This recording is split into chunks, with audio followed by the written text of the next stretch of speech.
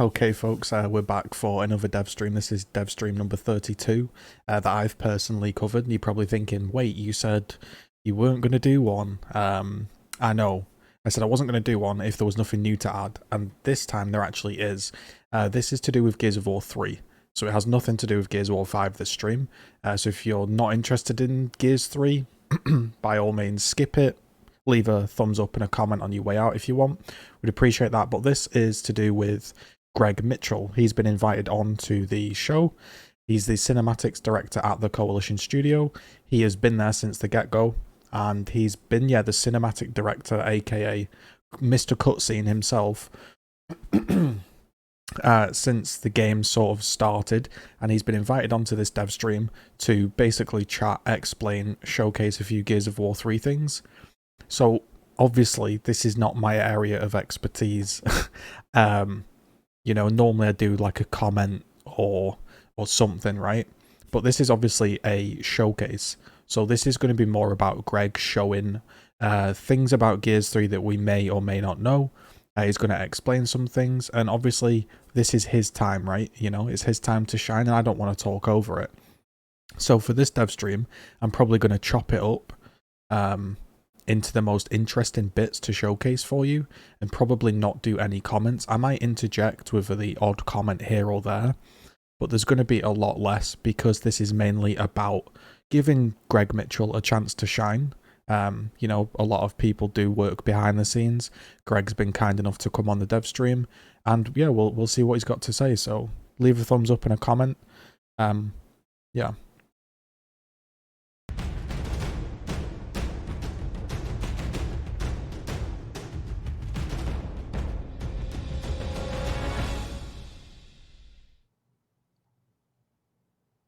Hello, everyone. Sorry, I got distracted looking at the chat. Welcome, everyone, to a very special, nostalgic Throwback Thursday developer stream, where we're going to spend an entire hour and a half-ish talking about Gears of War 3. Joining me today is Greg Mitchell, who is the cinematics director at the Coalition here, and was also the cinematics director way, way, way back in North Carolina, beginning in Gears 2, also on Gears 3. So he's going to walk us through some of those big, heavy, emotional moments. Welcome, Greg. Thanks for joining us today. Oh, thank you, Dan. I appreciate it. Yeah, I'm going to try and remember. It's hard to believe it's been nearly 10 years. I know. It's actually been 10 years since we were actually working on it and producing it. So, yeah, it's been a decade for me. Well, and it's funny because we were just talking about this. I played Gears 3 when it came out, like everybody did. And then, and I haven't played it again in a while. And then my son went through and just played all of the games. So he was asking me to co-op with him. So I went through and I was kind of reliving the big hits again. And I went through Gears 3. And I remember the Maria seat, like the Maria grave, and I remember the death, like Dom's death. But there's some emotional bangers in Gears 3.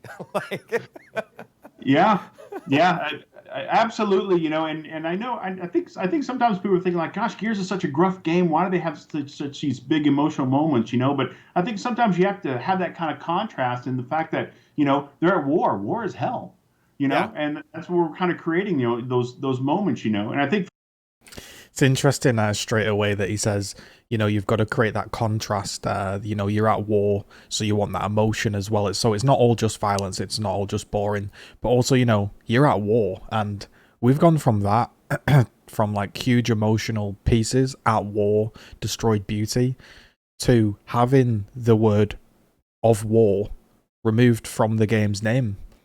So it's going to be interesting to see what he says about the older days and the way the franchise has gone. Maybe he touches on it. I think he's still working for Gears 5, so he's obviously not going to say it's a disaster, is he? But let's see if he speaks fondly about the old games, maybe in comparison to the new ones. Let's give it a whirl, see what he's got to say. I think this is going to be an interesting one. For me, just as a cinematic director, getting to actually help visualize those and bring them to life was special to me, whether it was fully in the tone of the game or not. That didn't really matter to me as much as getting that emotional beat across and be able to create that. I thought that was just amazing. I loved it. I loved every one of them. Cool. high and low. Whether there was a big moment, a happy moment, or whether it was a low moment, no, it was amazing for me. Right. So for those of you watching, what we're going to do today is we're going to play some clips, relive some of the big moments. So we've got about 6 or 7 that we think are kind of the big ones. Greg is going to walk us through, tell us a little bit about what went into the making of that scene, what were the motivations of that scene. There's even a bit where Dom actually wasn't supposed to die where he died. So we're not going to get into that yet, so stay tuned. We are going to talk a little bit about that. I also just want to talk to the chat. Oh, Gears 3 isn't getting remastered. We're not going to announce that right now. Just so I know you guys want it. It is something that is there. We've heard you. Right now, there are no plans to remaster Gears 2 or Gears 3, or Judgment for that matter. No one asked for remastering of Gears Judgment, but I want to put that in there. So I understand that the desire is there, but right now we're focusing on other current Gears properties, Gears Tactics, Gears 5. But because of today, we wanted to go back and have a little bit of fun from nostalgia. So, Greg, can you maybe tell me exactly what a cinematics director does? Well, I think it depends on what studio you're at and how involved you can be from the narrative side all the way down to looking at the final pixels of the final output. For me. So this is something that I studied for my A-levels, cinematography. So I always like it when a game becomes like a visual piece. It's his job, isn't it, to convey the script's message to you, the viewer, and also sort of use gameplay elements to draw you in or draw you out. For example, I can already think of like the thrash ball slow motion thing where that was like interesting. I don't know if they're going to touch on that or not, but yeah, like for me, like a massive part of what made me stick with Gears was the cinematography, was the destroyed beauty, and the way it was film-like, it was emotional, and it really, you did feel like you were in the squad. The way the camera was positioned, the way everything was told, you felt like you were sort of listening in on a group of comrades, sort of instructions, details, and yeah, you thought you were there. I did anyway. I think it was brilliant, so I'm gonna let him play. I think the cinematography in Gears is like second to none, really. It's a role of where you're helping to be the glue between the game narrative, and the story narrative beats that you have with the cinematics. You're there actually helping to merge these levels together. You're seeing a lot more in story-driven games where everything is one fluid experience, and so a cinematic director has always been there to kind of help create and visualize and bring to life these anchored moments in between levels of gameplay. So my role actually goes from maybe some influence with the script to helping to visualize storyboards and pre-visualization, even at times helping with casting, with actors, who can you work with, who takes the best direction, even down to pre-visualization in 3D. Then I'll do motion capture on the stage with our actors, oversee layout of the scenes and blockings of the animation and the cameras.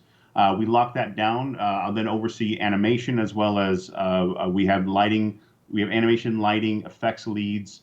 Then there's an audio mix involved with that, and I'll talk with the audio director about where we're going with that, and the music director about where we're going with that, and how it fits the scene, with the editorial, all the way out to the final output. So my role is basically overseeing the production of a team, creating these anchor points of big cinematic story beats in between levels of gameplay. That's really my role. Okay. Let me just tell you, man. He just seems so enthusiastic. It's really nice to have somebody on there that just seems like they want to be there. Like sometimes I watch these dev streams and it feels like they've been dragged onto the dev stream at like gunpoint, and they're like, listen, you're going to have to answer a few questions. Some of the questions aren't going to be nice. Let's just get through it. Let's say very little, say the bare minimum. Let's get through the couple of hours and let's get home. That's the way sometimes it comes across to me as a viewer. Immediately, Greg just seems like he wants to be there, and it's like he can't wait to tell his story. Okay. So just a flippant aside, so can we blame you for not locking Michael B. Jordan down to a multi-game contract? Probably so. Did you guys know he was going to be a star? You know, I'm not sure. You know, I think if anything, we cast for who we think is appropriate at the time, and just hope for the best. You know, it's just what it is. But obviously you got to work with Ice-T. So like, you know, who like Griffin, like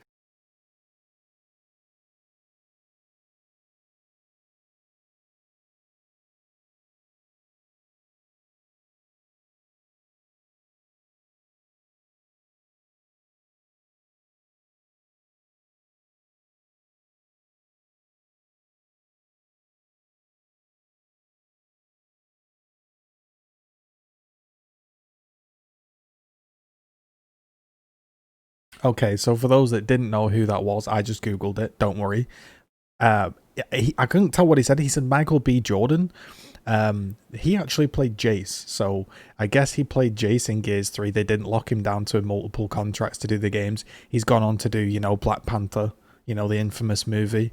And yeah, I guess that's what they were on about. I didn't realize that he played Jace. I'll be honest. Yeah, I didn't know that. So that's interesting. Let me know in the comments if you knew that. I didn't know that. for like, he's one of those like, great cameos for being like, a very small character. Like, I mean, he's got like the best departure of any character. Like, if Lizzie's my favorite like announce of a character, I think Griffin's my favorite like ending shot of a character. Oh yeah, and we love doing that. You know, he had so much attitude, and that moment between him and Marcus before he left, you know, was amazing. You know, and now I'll throw it in there that one story was the fact that we were looking at having Ice-T come out and do the motion capture for his role, and we were going to fly him to North Carolina and come do it one weekend. The thing was, we'd already shot the scene, and we had a local actor named Kit Fitzsimmons who actually was a very versatile actor for us, playing many different roles. He actually had already nailed the performance, and really with the schedule we had, it was hard for me to say, yes, let's get him down here and let's do that again and take everything out we've already done and put that in, when we had so many other things to do that I actually said no to that. I regret it, but at the same time, it was probably the best decision at the time for making sure we were able to push everything forward and get it done. That's funny. Well, I mean, they didn't get him to do the whole motion capture, but his character was memorable. And like they say, it's one of those things, isn't it? If you were going back in time, you wouldn't change it because it worked out so successfully. So yeah, it looks like he made the right decision in the long run, because Gears 3 was an absolute stellar game. So speaking of performance capture, you have a prop that has been on every Gears game since, like, has been involved in the production since 3. Since 3. So this prop is 10 years old. Yeah, it's 10 years old. I think it's one of the old NECA Lancers. Yeah. We had about 5 of these. We actually still got 3 left. And we had a guy named Scott Dossett who ran our mocap stage. He and Jay Hosfeld, the lead animator, took 5 of these, they put weights in them, and spray painted them black. And we actually had colors on them here, like this one was the yellow one. And we used these Lancers all through Gears 3 and through Judgment. And then when the baton was passed of Gears from Epic to the Coalition, we passed the Lancers on as well. So these have actually been through the production of Ultimate Edition, Gears 4 and Gears 5 as well, and some Gander. So there you go. These things have seen a lot of days, and you can see, like, you know, we got the barrel missing, and mainly that's because these things are so big. When people are holding them by their side, these drag the ground. So we have to take that off. You know, usually we have to cut this down a little bit, and that's also why you don't see the teeth here from the saw. For the same reason, usually people will clash with these things. You can see. I like how passionate this guy is. And also, it's easier for the actor just to do this, and we can fix this in animation. Because honestly, trying to get their fingers to that section was really, really hard. So just taking the teeth off and then knowing they do this, and we can fix it in animation. That's how we got around it. But yeah, there you go. That's cool. Thank you for showing that to us. That's really great. Yeah. And then the other thing before we get into the videos is you actually have like we're going in the way back machine here. You actually have paper copies of the scripts. I do. And so what I have to show first is that this actually was my script book that I used on the stage for Gears 2. And the reason why I say that, I got everything kind of. So I'll reuse a joke that I used when I was watching this. I've seen this initial section live. I haven't seen the rest of it. I made the joke that I wonder if the Gears 5 script book has Terminators in it. But seriously, I mean, I really liked Gears 1, obviously. But campaign-wise, Gears 2 and 3, I think took it up a level. And yeah, I mean, man, I bet there's a lot of fun. I bet there's a lot of fun had voicing and creating the characters and the scripts. Gears 1, 2, and 3 just seemed like, from watching old documentaries and watching old DVDs of how it was made, just seemed like a group of guys making a game. It was a big team effort. When I say group of guys, I don't obviously specifically mean men only. I just mean it was a merry band of people that just built the game that they believed people wanted to see. Yeah, and he's so excited and so passionate. I love it. Kind of together, and it's a pretty thick book. Yeah. And what happened was I pulled the Gears 3 one out, and I looked and I said, gosh, it's not that thick. What's going on, you know? And what I remember, though, was the fact that we were going through a lot of script revisions at the time. First of all, Karen Travis, who was writing, wrote a lot, you know, and so we went through so many revisions. I think this actually goes all the way through Anvil Gate is what I have here. And that's really almost half the game. I realized we're going to go through so much paper. I then actually went to putting it on an electronic tablet, and just using electronic files at that point, because I just kind of said, you know, this is now going to get to a point where I as much as I love the physical pages, I was then trying to use technology to kind of bypass that. But it was interesting seeing some of the stuff again, actually seeing we didn't do storyboards much in the past. As much I always wanted to do previs, we were changing things so much, and we were always doing so much work in engine, kind of visualizing and seeing how things work. We didn't do storyboards too much, but I did find some storyboards here. Yeah. These are actually of an unused opening that where Marcus actually delivered a monologue versus Anya giving you a wrap up of everything. I've got that audio somewhere, I think. Oh, really? Yeah, and then here's actually like this actually was the guy who was getting attacked by the Lambent Berserker. We actually had a POV shot of him in the scene before, and he actually looks very much like Kit Fitzsimmons, who was one of our actors. I like the board artist. This actually wasn't board. This was actually just an artist who was doing some concept work for me. He had some fun here with the Locust while they were tearing stuff up, as in like, I hate cameras, I hate arches, I hate chairs. They just this guy was having a lot of fun. Aaron Smith was doing that. So I love to see this behind the scenes stuff. I love it. Like actually, and this might look a little familiar. I think you guys saw the shots of the tentacles coming through in that opening cinematic. So there are some things we used in some of this. But no, in the end, it's like we abandoned boards early on just because things were changing so much, and it was easier for us just to block and knock stuff out in the game engine faster than it was to try and go through this process when we didn't have a big team. My Cinematics team at the biggest, there was 5 people that were dedicated. How big is it? How big was it on Gears 5? Gears 5, 25 people internally. And then we had, I think at least 3 other outsourcing companies were sending content to. So it was much different team. So you see there, I mean, I don't want to make this about Gears 5. This is about Greg and his passion for Gears. But it definitely shows that was a five-person team, all passing notes, having fun in scrapbooks. I'm not saying that doesn't go on, obviously, but it was a very close-knit team, and obviously you can relay information to 5 people a lot easier. And you can imagine how it all thematically links together quite nicely. Said in Gears 5 he had 25 people. I mean, that's generally just because games these days have gotten bigger. The pressure to make them's gotten bigger. The scope's got bigger. So I get that you need to have more people, but there was also 3 outsourced companies as well. And we don't know what size they are. So there could be 50 plus people here. And that's going to be difficult to maintain such a...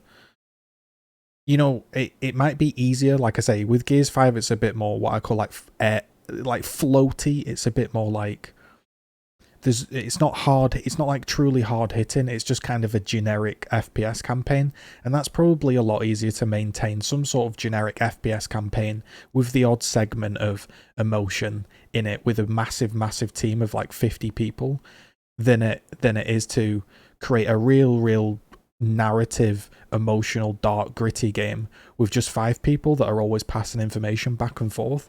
So maybe that's an insight into, where the direction went. The teams got too big, the style maybe got lost or something. Different people, different companies been outsourced to. I obviously can't draw too many conclusions because it's just entirely guesswork. But you know, I'm just thinking out loud. Team that was working on this at the time, so we were having to get our hands dirty and wear many hats, like this one. This I have to share this real quick. Yes. The reason why it's a one-off. I don't know if they made these because there was a lot. I think there was a lot of Gears hats that they try as in, hey, do you think this is marketable? And it's like a hunter's cap.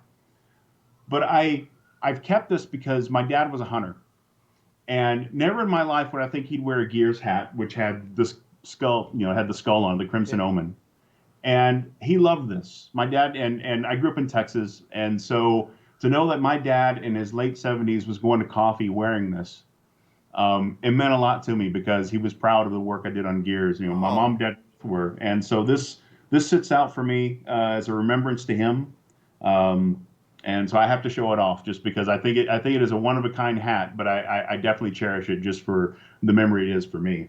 Oh, I'm all. Bro, I'm not ready. I'm not ready for these feels, man. I love that, man. I absolutely love that. You can just tell that the guy like lives and breathes Gears. His family's proud of his work. He's proud of his work. You can just tell, like in the background of in his office or his room here. He doesn't need to have Gears posters. He could just be like, right, I've worked on Gears, job done. You can tell he's a big Gears guy. You can just tell the way when I listen to certain people from the Gears scene, you can just tell if they like truly like the franchise or they're just there and they're kind of working on it. Greg here absolutely like loves Gears. You can just tell, man. Already getting teared up here, Greg, and we haven't even watched the cinematic yet. So what's going? How about this? How about a signed copy by the entire dev team? Oh, of the special edition. Well, Gears 3. If you ever need to fund your retirement, I feel like you've got a few things there. I got a couple things here, So, and then also there's also this. Remember this? Whoop, don't break it. Yeah. Oh yeah, we have the big one from Epic in our studio here. Yep. If you walk into the reception, for people at home, if you walk into the reception, you have Marcus basically staring at you from the kind of in a very foreboding. So Dana, this is off topic, but Dana said that he was wondering if people enjoy these types of dev blogs more than like the back and forth ones that they've been having recently.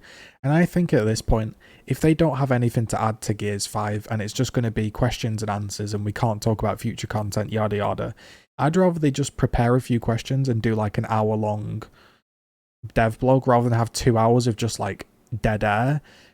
Or, produce some videos for the Gears YouTube channel, have a chat with different developers, I'm sure there's hundreds of people there that would like to share their story.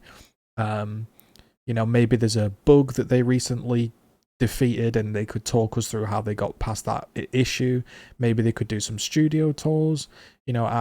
I like seeing what goes into the game, seeing all this is cool. Hearing about it, I love it, man. Way. It lights up too. It's kind of this big. Yeah. Compared to you. So. It's huge. Yeah. Yeah. Yeah. So I had to get my Gears 3 memories out here. So.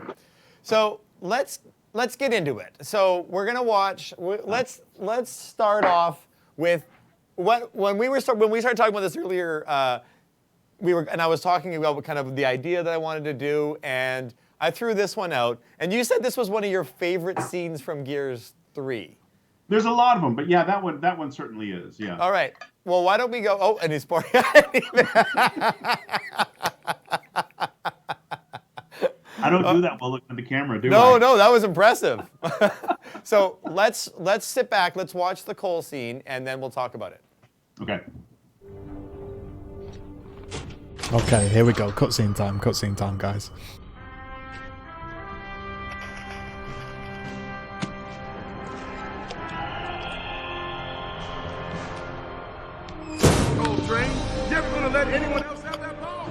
This is the slow motion I was on about.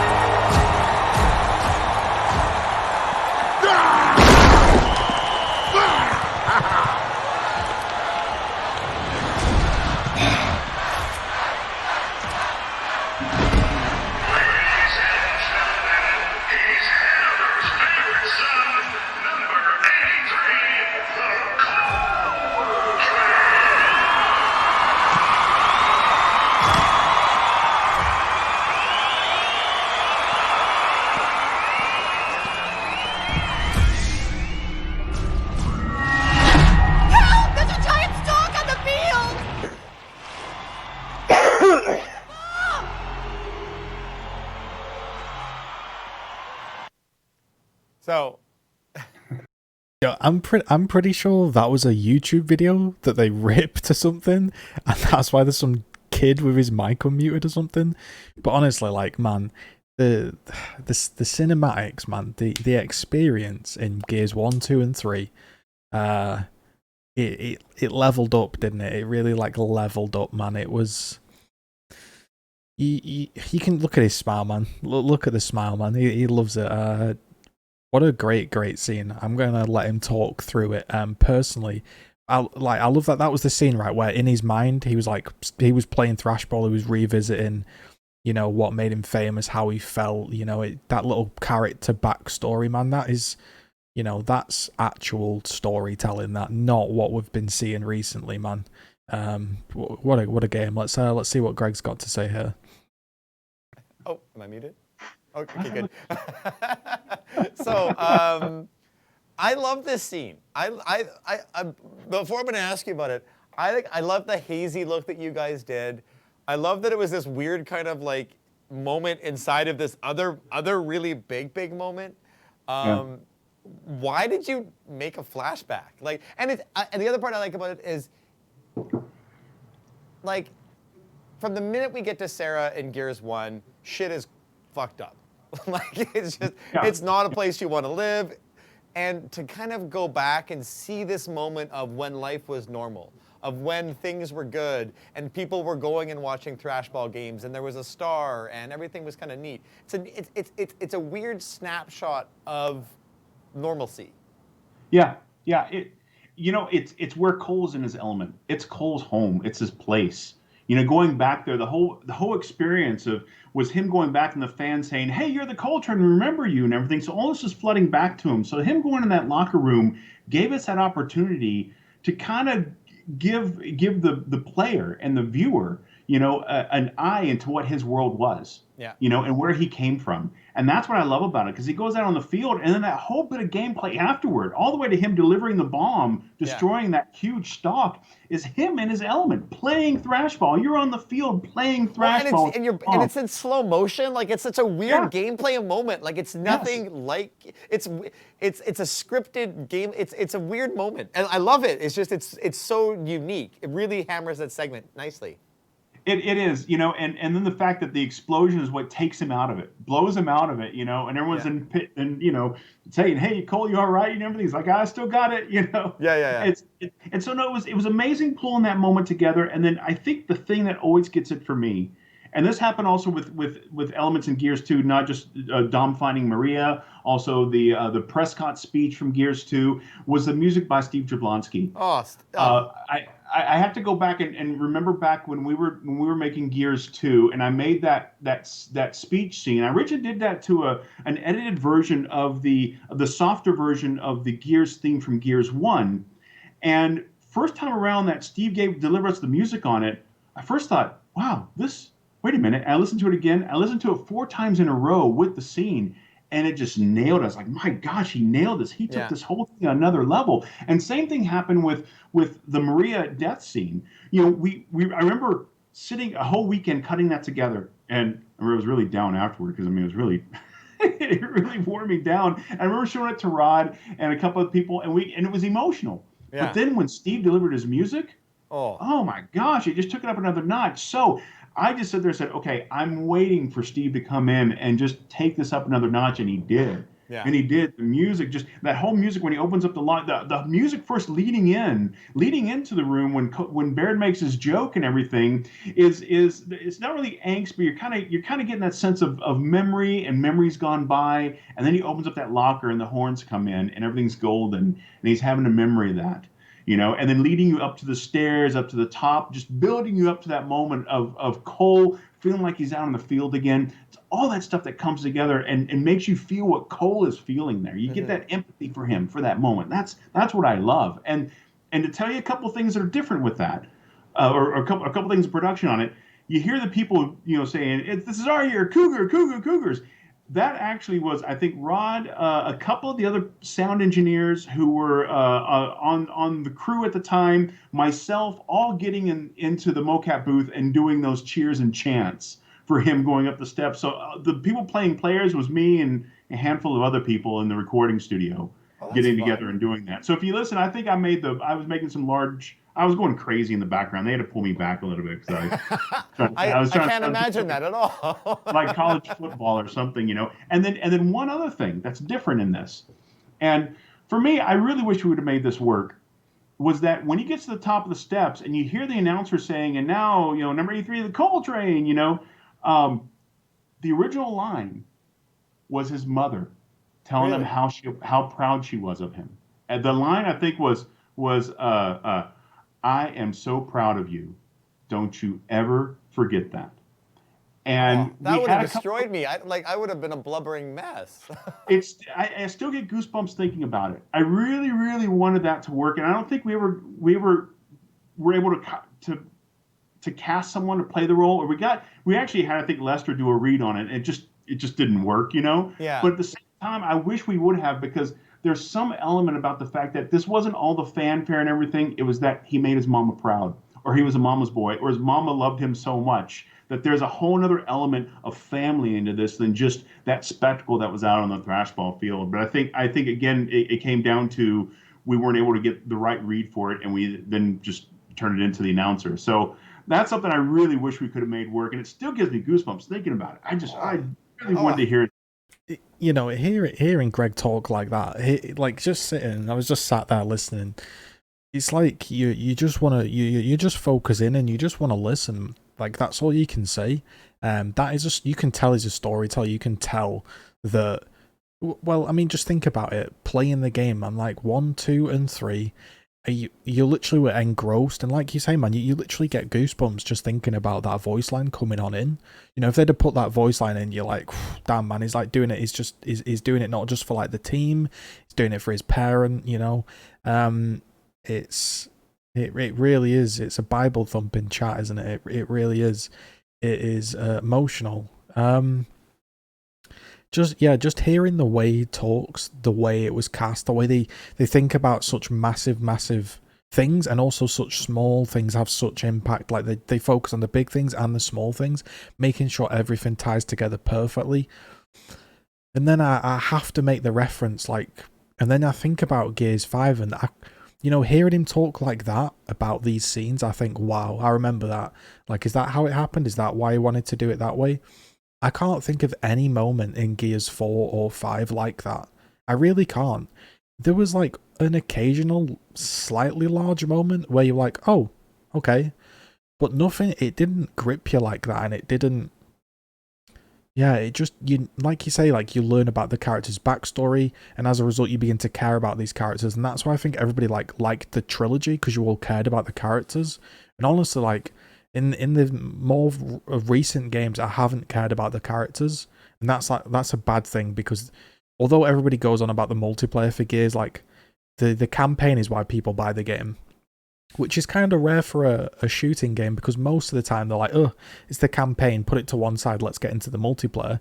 Whereas for Gears, the campaign is actually an enormous thing.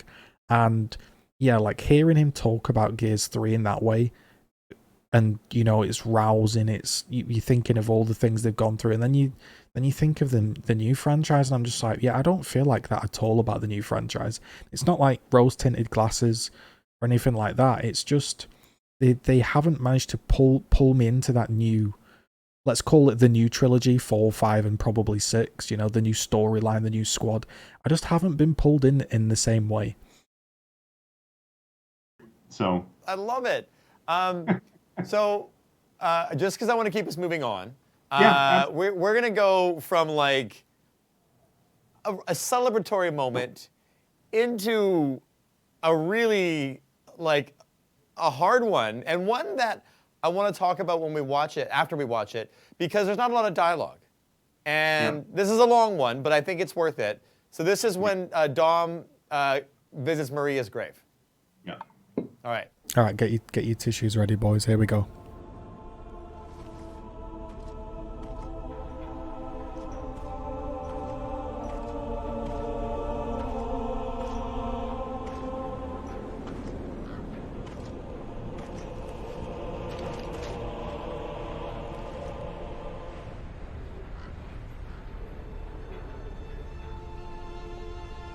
Maria. Baby, I'm sorry I couldn't bring you home. But you're with the kids now. That's home, yeah? I'll see you all again one day. Look, Marcus is busy saving the world again, so I gotta be there for him. Sleep tight, sweetheart.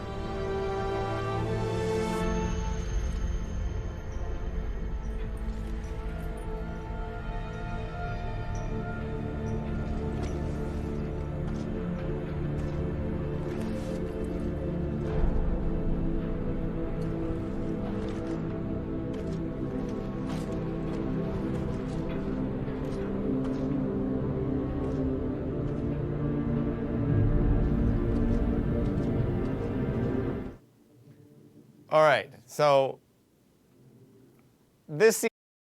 So like he says, there's not many words. It's a simple shot. There's not much going on in frame. There's not $1 billion budget with CGI out the wazoo. It's just it's like the game was like, what it was like, what made Gears really great was it was brothers at war. It was destroyed. Everything was being destroyed, and it was like, okay, I'm gonna have to deal with this thing that's just happened to me. I'm gonna have to deal with this death, this issue, this problem. I'm gonna have to, and then the camera would focus in on it. You'd see kind of the character's inner thoughts, and then it would have to be, right, well, I can't dwell on it too much because I need to get back to battle. And then they'd move into battle, and it was that constant shifting from battle to inner thoughts to battle to dealing with something, and then not really having enough time to sort of dwell on it or mourn on it. And then it would just be like, okay, Marcus is needing my help, I'm gonna have to move. That's for me like what made it so good. It was that constant shift from like darkness to like battle. It was great. It was fantastic. Scene is a hard one for me because it's funny because like when Dom dies, it's sad. But like for me, like the loss of like a loved one is harder than the loss of like yourself. Like if you put yourself into the Dom's role, I emotionally can like embrace the sacrifice, but sort of kind of Maria dying is a hard one, right? And I think, and I'm gonna give you my 2 cents, and then you can talk about production. But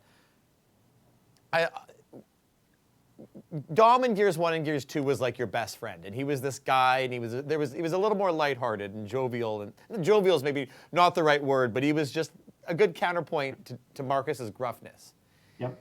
And then you saw this scene, and even if you didn't know Dom was gonna die, like it just like Dom was resigned to kind of not being around anymore. Yeah. And was that the intent? Well, there's a lot there. To me, he's really making peace to some degree, peace with Maria. He's going up and like because he's taking off the cog tag and he's placing it around it, and at that point, he's giving up. He's giving it up, but he's also making peace. I don't know if you noticed the little thing hanging off the cog tag. That's actually part of her necklace, the necklace she was wearing. Yeah. So that's actually he'd been wearing that around his cog tag all throughout the game. It was a little piece of her that was left. So for him, that was his moment to at least have some closure with what had happened and the whole situation, and so I think at that point then he was going to do whatever he had to do to help his friends, but at the same time I think he'd kind of forgive himself for what he had to do, with the situation with her and previously in 2, and was making peace with that. Whether as into he was going to go and sacrifice himself like he did shortly afterward, I don't think I can't say that was necessarily on his mind, but I think in his heart he was going to do whatever he had to do, and that's ultimately what he did. Yeah.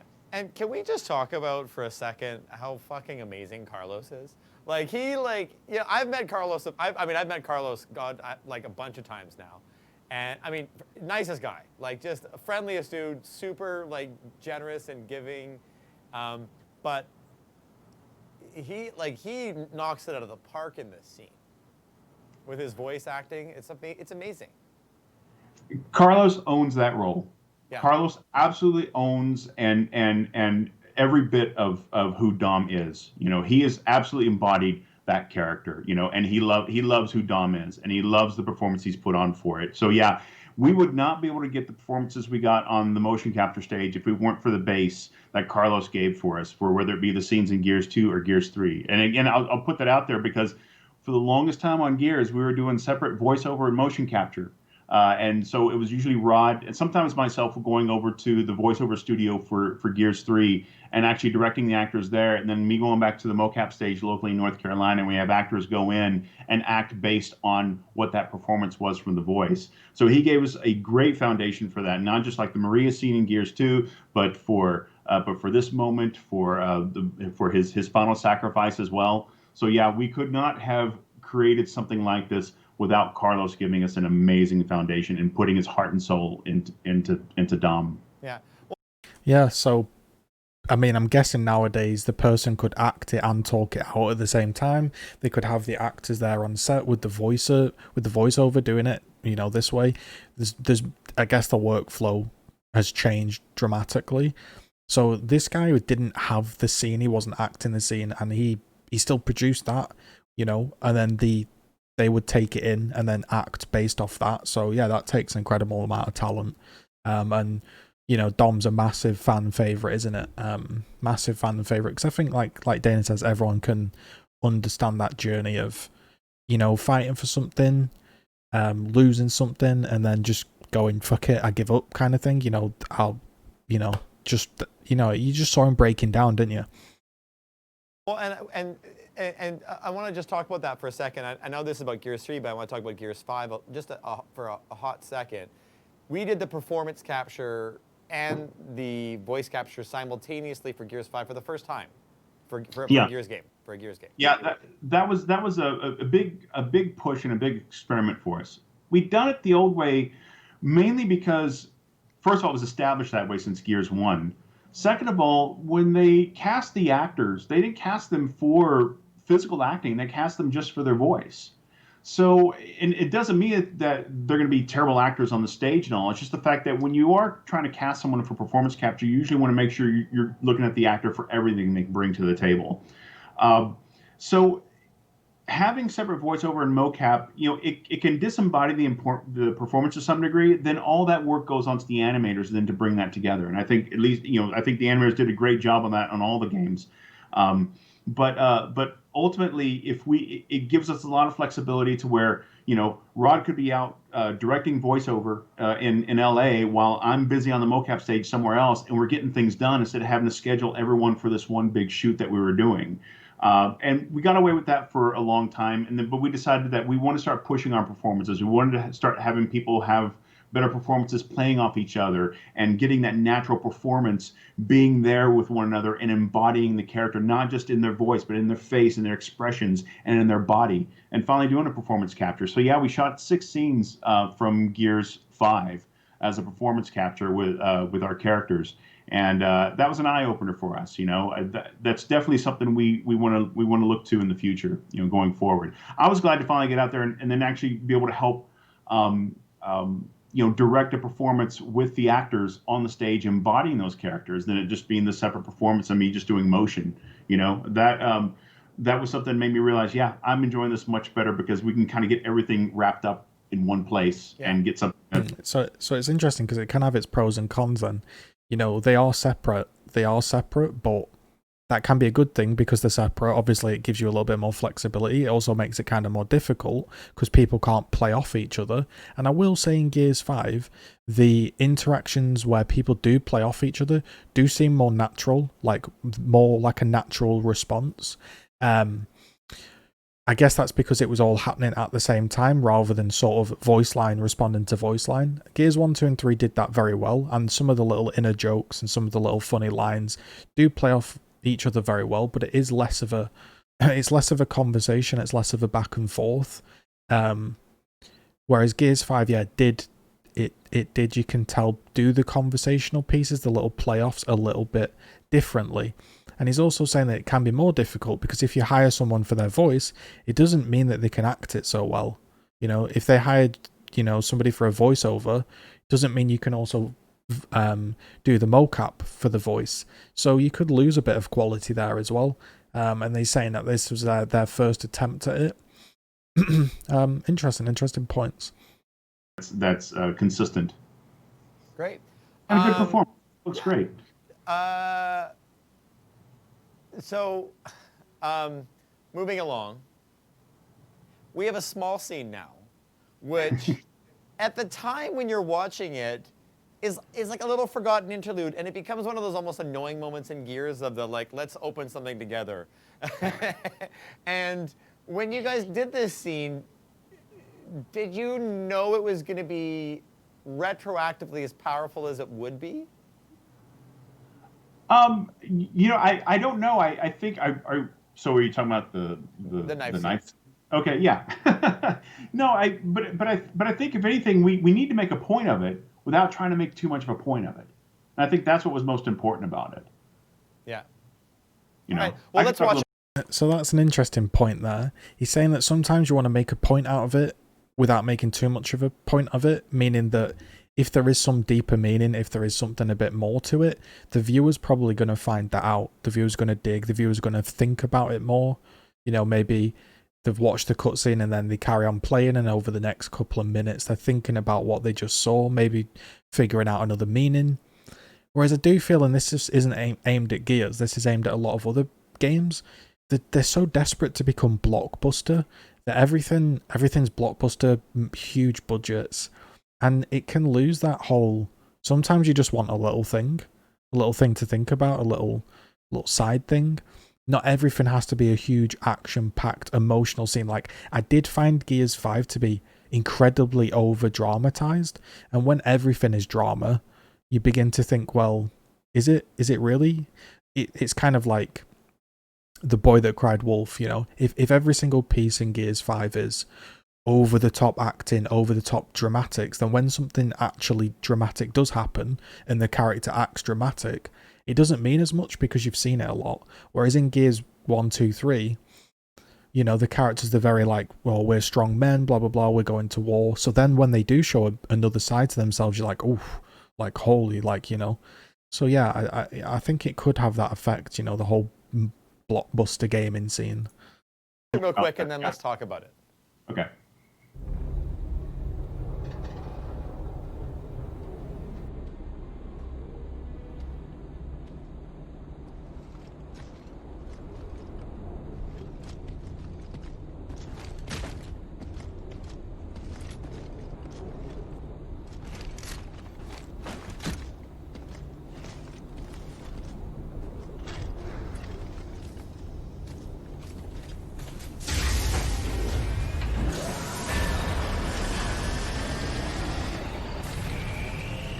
Dizzy, the fuel's online. Stand by. So, this scene is I think it's like a low. Like I said, it's a scene. It's exciting, isn't it? What? Isn't that exciting? Wasn't it exciting? Yeah. But it's a scene when you play the game a second time that you're like, oh fuck, because you know what's coming. That scene means so much because you know what. Like, there's so much packed into the scene without actually. Exactly. It's not making it. That's what I'm saying. Like, when somebody tells you to be excited or somebody tells you to be sad and it's over the top, it's like, now you should feel sad, now you should feel happy. You kind of feel like nothing. You're like, okay, I'll feel how I want. Whereas like when something's low-key, understated, and it's not a massive bravado, it's not a huge show, it can often mean more. And yeah, I do think in general these modern games are so over the top that you think like you can't even get into it because it's so unrealistic. Whereas this game, particularly the Gears 3, there was a lot of realistic elements that you could not visualize yourself with, but, you know, empathize with the other character or with the character. Without even knowing why the scene is important. It's funny that way. Yeah. It was a matter of convenience. I mean, he literally is handing Marcus the knife, you know, to help him pull this lever down. That's all it was. And Marcus couldn't give it back to him right away. You know, Dom had walked far enough away and he went on about it. But we were able to at least tell that without it being, here, use my knife. It'll give you better leverage. Yeah. You know, he just hands it to him. He does it, and then he can't give it back to him right away. They get into a firefight, and then next thing you know is... Exactly. These modern games, and I will say in Gears 5, everything's like conveyed to you. Like there's no art, you know, like radio. In radio, there's the use of silence. Like you don't always talk. If you can look it up, it's like the use of silence. It's not always a bad thing to be silent. Football commentators should take note. And if your friend was struggling to open something, you would just pass them the knife. You wouldn't say, here, like he says, here's a knife, you can use this to get better leverage, and he'd go, oh gee, thanks, you know, and then you feel like you are playing a game and it's a bit robotic, whereas that was just, you know, here's the knife that you need, and then he walks off. Is Dom's sacrifice. But yeah, that's the knife Marcus uses to kill the queen, and it then really helps enhance the words he says. Feel that? That's from Dom, you know, when he stabs her.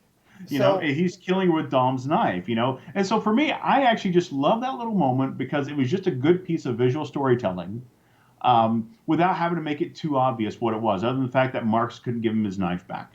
So I have a question for you. If this was just an animation quirk or if this was an animation direction. But the huge hands? No, no, Marcus, the way Dom walks, it's a very somber kind of resigned walk.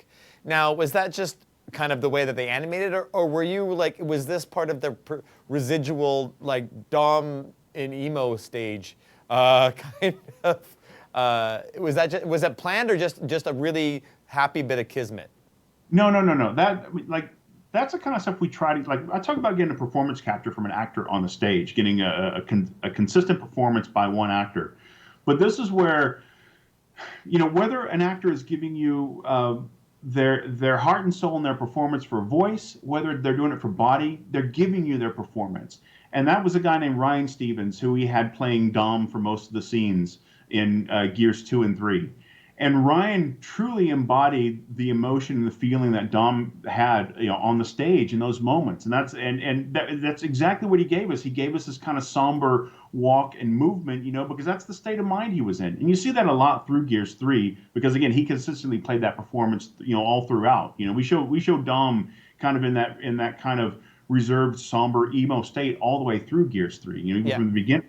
So no, that was Ryan fully embodying him, and then of course fully embodying him all the way up through the end, you know, in his sacrifice. So no, that was an actor basically giving us their all on the stage and truly creating that performance. Anything you see like that feels like a detail, you know, as much as, you know, animation brings a lot to pulling these performances together, you know, but we get a lot from those actors on the stage, and that's what means the most to me. Yeah. All right. We could talk more, but I think we just need to actually watch it. We just got to pull the Band-Aid off. So let's just watch it, and you're not crying, I am. I will say I haven't I haven't seen this clip since probably I played it, honestly. So I've almost forgot. I mean, I know what happens, but I don't remember everything. So it's going to be interesting for me to rewatch this and see if it holds up. So let's give this a spin. That's fine. No problem.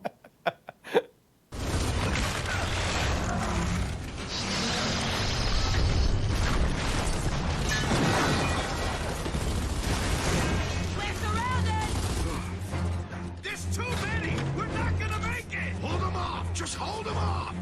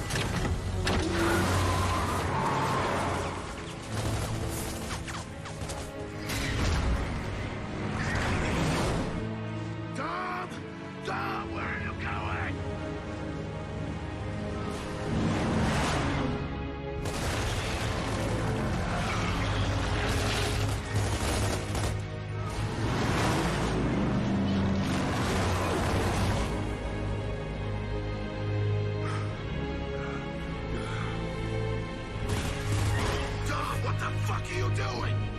Pulling the plug on him, Marcus! Jump, will you? Do it!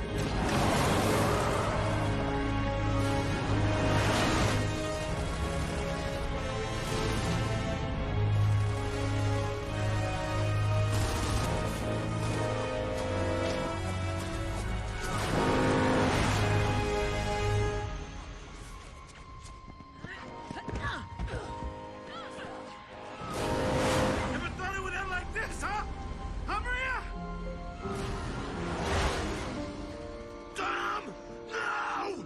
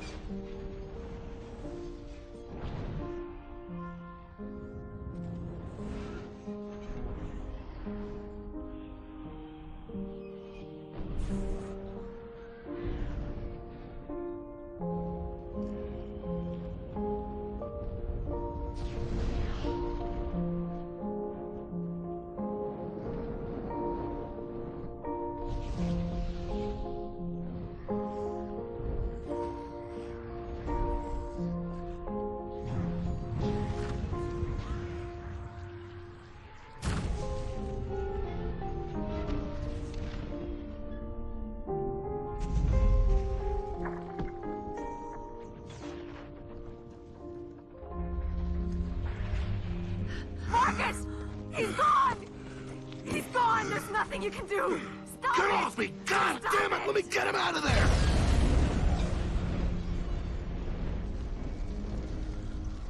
It's okay, Marcus. It's okay. Come on. We gotta go now. Your father still needs us.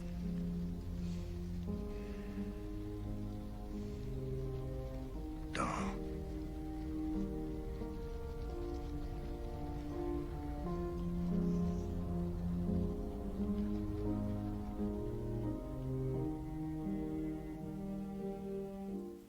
All right.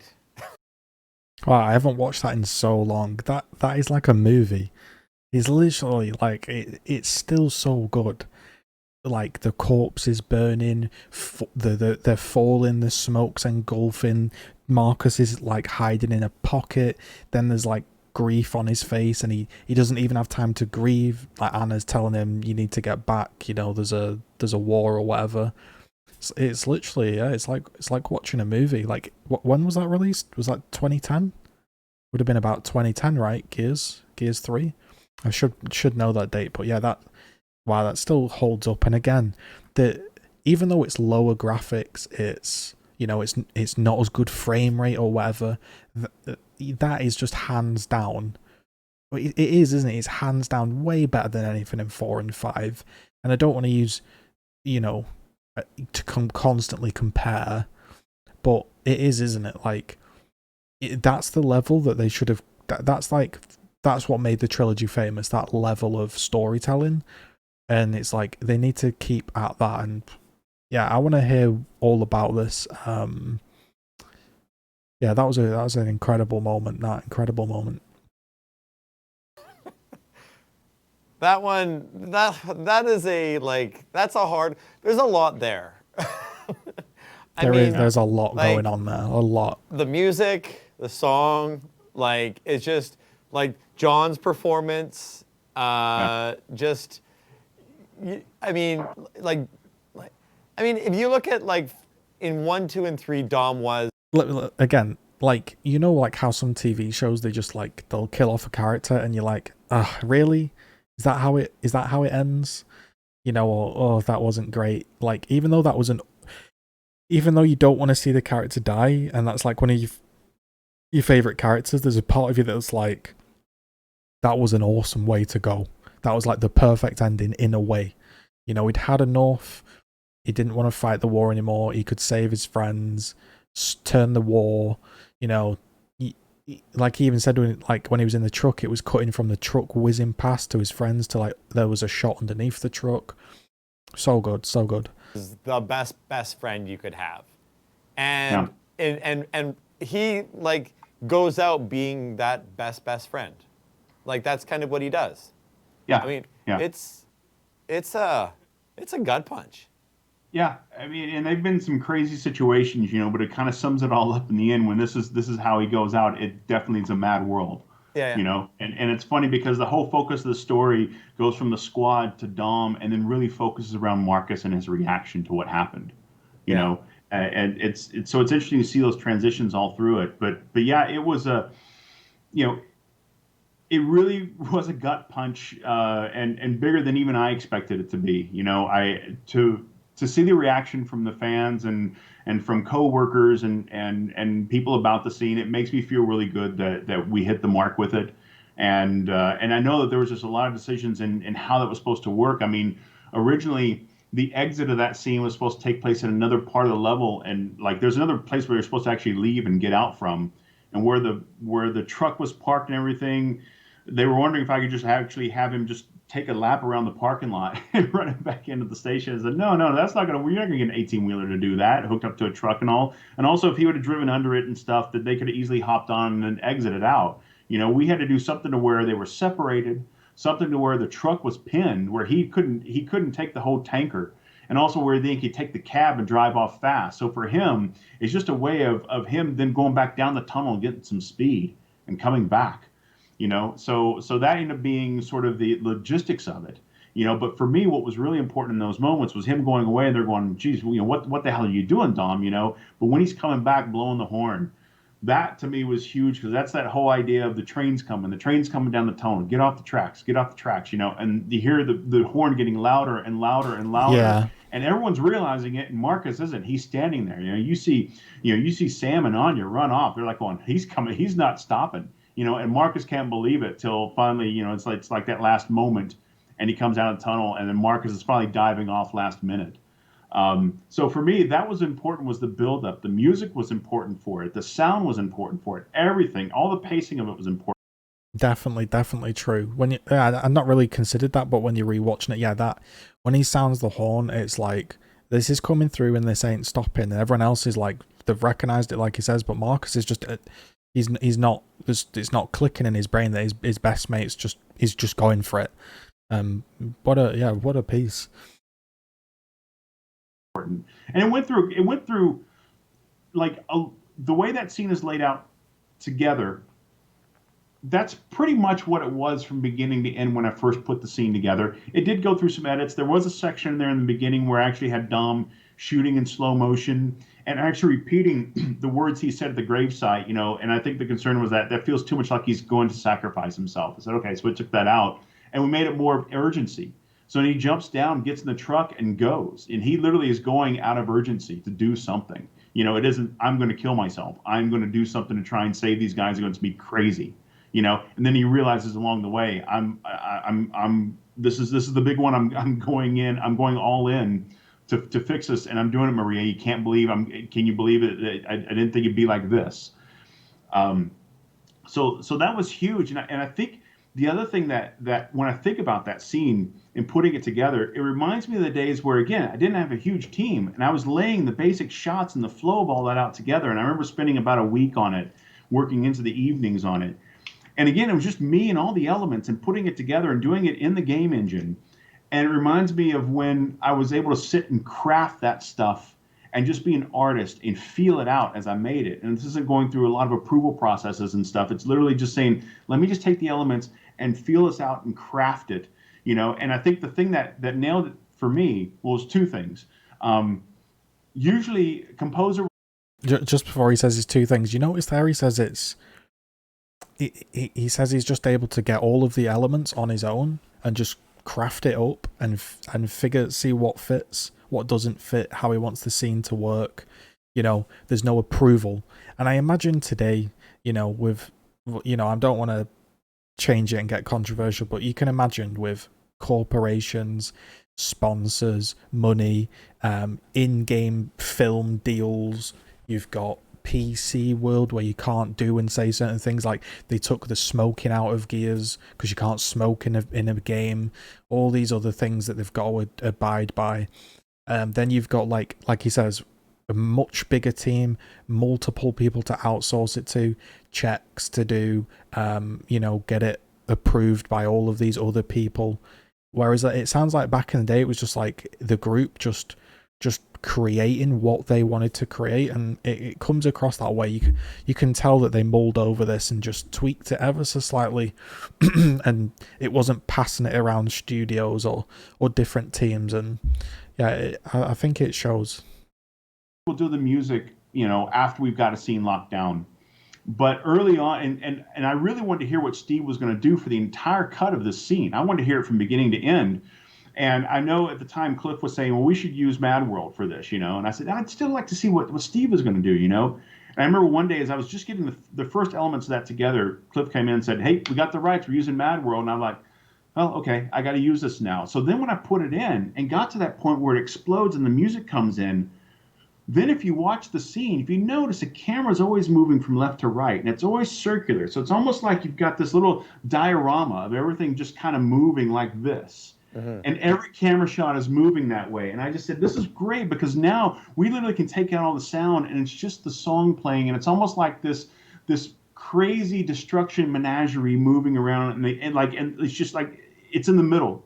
And you're just watching this whole thing happen. And so being able to hear the music, play that out, create these shots, and keep that flow going all through it, all up until they're running up and seeing if Marcus is okay and having that dramatic moment at the end. I loved putting something like that together and seeing it just in the raw coming together and not really having a full plan of what it was going to be, but to see it evolve. Oh, man, that's some of the best moments, and be able to sit down as an artist and create something like that.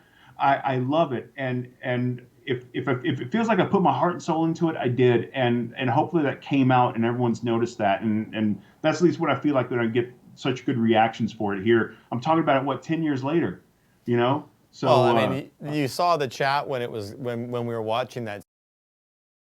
It's funny. It's funny, you see. Normally I watch these dev blogs and I'm like, yeah, there's just nothing going on. Yeah, that didn't really say anything. There's a half answer. That's an okay answer. It doesn't. Nothing we haven't heard before. I haven't done any cuts. Because it's just so interesting to listen to. You know, he should be proud, man. 10 years later, he's still talking about it. He should be proud. It was fantastic work. Scene, and everybody was like, no. like I think it's one of those scenes that you watch and you're like, maybe this time he'll jump. like you have a choice, you know. Yeah. So he wasn't supposed to die in this way, though. Well, yeah, not in this way. There's actually a couple different things of where he was supposed to die and how he was supposed to die. If you want to talk about where, okay. So again, I'm just putting what I remember. And so if I don't know if Rod or Cliff or someone else is in the chat. You know what? They're not here, so you can just, it's your truth. You are driving the narrative. So here's what I remember about it, was the fact that and this is an interesting idea, was the fact that Dom was actually going to sacrifice himself at Anvil Gate against the Lambert Berserker. So when they're fighting the Lambert Berserker in there, he actually was going to do something, sacrifice himself, kill it, you know, and then the squad was then going to take the convoy. It was going to then do the convoy level, not to go get fuel, to actually go bury Dom. Really? So yeah, so the whole, again, I think it was just talked about at one time, was the fact that he was going to kill himself there, and they said, we have to bury him. Where are we going to bury him? In his hometown, Mercy. We got to take him back to Mercy and bury him there. You know. So then you get to Maria's grave, and then that's how you kind of get there. And then you bury Dom. So literally the whole point of what that level, the next levels of getting there, was just to bury your buddy, your friend. You know? Yeah. I don't know if anybody's ever played the game at Brothers. Man, that would be a brilliant but terrible scene. Can you imagine just an act of Gears where you're just driving Dom and you're just going to bury him? That would have been, oof. I mean, I'd have liked to have seen that, just to what they would have done, how like dark and emotional that would have been. Yeah, I can imagine that would have been another really good. You can tell, full of great ideas. I like the way it happened though. It happened in a real Gears way, in a way that's like, we don't have time. I've just got to do this now. You're gonna have to grieve later, type of thing. But also, I would have liked to have, because you can imagine that ride. If they were talking about the different ending for Dom, you can imagine the ride and the conversations they would have been having or not having. I imagine it would have just been a deathly silent ride. Yeah, that could have been another way. I don't Yeah, know if no. I mean, I think you guys made the right choice. Yeah. But it's a really interesting idea. It's kind of really humanizes that moment a little. The alternate version humanizes the moment a little bit more of their relationship. But I think it's more powerful the way that you guys did it. Well, yeah, absolutely. I mean, honestly, every decision we made to what we have for Gears 3, I think was a good decision in the end. Ultimately, we're trying to make a good game and a good experience for the player and for the fans. That's what's most important, and that's actually what happens with each one of these decisions. Sacrifices are made, Yeah. and that was one of them. For me, the idea of being a gameplay level just to go bury your friend or Yeah. 2 levels, just and getting there and then doing it. I thought was huge. I then joked because I said that, what, this is 4-player co-op. It could be like that moment where you got the 2-player co-op with you and Dom carrying the bomb in A New Hope in Gears 2. Remember Yeah. that where you had to kind of do this? I said, Yeah. think about it. You do 4-player co-op with this coffin. Okay. But That would be brutal. that went over like a brick. Could you slide in unison while carrying the coffin? No kidding. I mean, you know how tough it was in. Can you imagine that in Gears 5? If they were able to 4-man co-op a coffin, they'd be hyper bouncing. They'd be hyper bounce cancelling on claw with single stick. Too. So then it's like, yeah, Greg, this is why you don't do game design. I said, yeah, that's why. That's why I do cinematics. They're like, you're great at cinematics, but no. So yeah, that was the thing with that. And then the other thing was that originally, when you got to Mercy, the original story was that the squad didn't split. You still had Cole and Baird with you. Yeah. And in Mercy, when you're going and you pick up the charges, you're picking up the charges in the beginning of the level. When you meet the outsider at the gate who shoots at you, and he's the one saying, it's spreading, he's closing the gate and everything, and they run to go talk to him, and he gets scared and he runs off. And then Sam says something about, wait, where have you put the other charges? And then she's frustrated. Well, there's some motion there that got cut, and that was then them noticing the charge detonator on the ground and someone picking it up. So then we were going to have some kind of ending to where they made their way back to the truck. Somehow Dom got trapped in the middle. They were still having to try and fight off all the lambent humans, and Dom had all the charges and the detonator, and everyone noticed it. And Marcus noticed it, and Dom was holding up the trigger and was going to push the button, and Marcus was then going to start running toward him in slow motion. But they knew it was a lost cause for even trying to save him at that point, and they realized what he was doing. And it was going to be Cole then running and tackling Marcus in a thrash ball move to stop him from getting killed from trying to save Dom, who wasn't going to be saved anyhow. Yeah.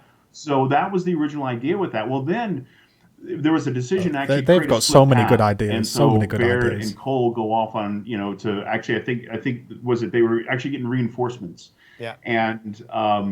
And then with that, it was sort of like, well, someone I think said, well, maybe Anya could take him down. And so like, well, I don't think Anya is going to be able to do the same thrash ball move that Cole did to take Marcus down. So we had to find some other way of doing it. And that's kind of how this evolved into what it is now. And so the whole idea of the charges and finding the detonator got cut. And then we didn't need that to be the reason how Dom detonates it. And then it was the fact that he then runs the truck back into the fuel station and blows everything up. So that was one of the other alternate ideas. That's cool. And juicy stuff, guys. I love it. The other thing I like about this scene is, in my mind, or at least my memory, it becomes the moment when Anya and Marcus, like, their relationship seems to change. Like, she's there comforting him in that moment. And it's a little bit of a foreshadowing of the end of Gears 3 and stuff. But, I mean, there was always a bit of a dynamic, but it felt like that moment, their relationship pivoted a bit. Do you think so, or am I just imagining stuff? Well, that's hard for me to say, and that's something I would leave up to Bonnie Jean Ma to then answer from a narrative standpoint, because I don't know. I'm not really sure where our stories went in the books with that. Yeah. I do remember that it seems like Marcus and Anya already have a bit of a relationship. It's just something that you don't see much of. And again, I might be this might be all against the canon of it, but I remember Karen Travis talking about this because Gears 3 starts with a nightmare, right? With Marcus having this nightmare, and I think one of the thoughts was the fact that it was the idea that Marcus and Anya do have somewhat of a relationship, Yeah. and they stay together, or they get together, but Marcus never stays the night. Well, why does he never stay the night? Well, it's because he has nightmares. He has horrible, horrible nightmares. Right. So I remember that being the explanation of why he has a nightmare and why we then start at the beginning the nightmare process. So their relationship may have already been in another Maybe place. it's more on camera. It becomes more public. Maybe is what I was thinking. A little bit. Yeah. It's definitely a lot more. There's a lot more sentiment to it in that moment than what you normally see them as being. Soldiers. Because now Anya's a soldier at this point. Right. So now, just because Marcus. Sorry, I realise I'm not saying that much, but it's interesting. And, I'm not here to just be a talking head that comments for no reason. I'm just enjoying listening to it as a fan. It's really fascinating hearing the decisions they're making. Hasn't suffered enough. Getting it in the glass this time. So Marcus, let's be honest, this was a bit of a rough game for him. It was a rough 24 hours, or however many hours. Found out his father's still alive. Yeah. His best friend dies. Yeah. Prescott didn't give him the answers he wanted before he died. Right. So now he's going to go and talk to his dad, and doesn't really get enough time with him, I would say. Let's watch the Adam scene.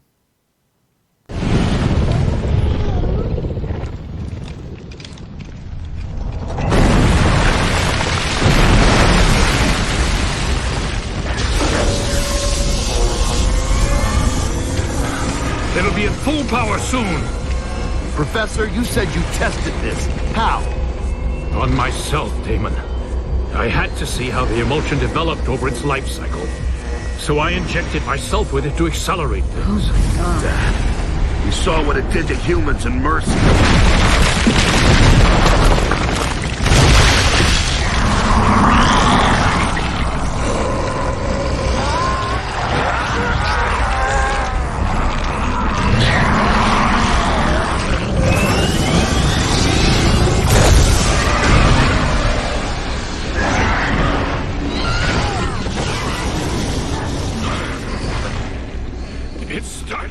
Let's go, Dad. This tower's too unstable now. I'm sorry, Marcus.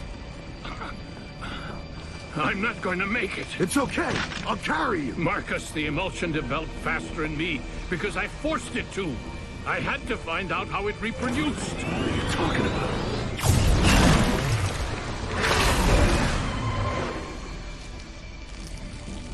Oh, shit.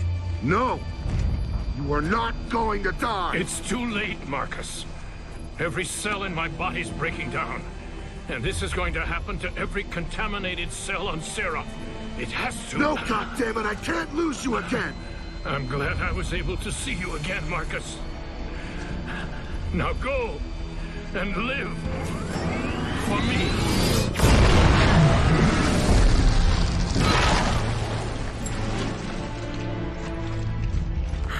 God!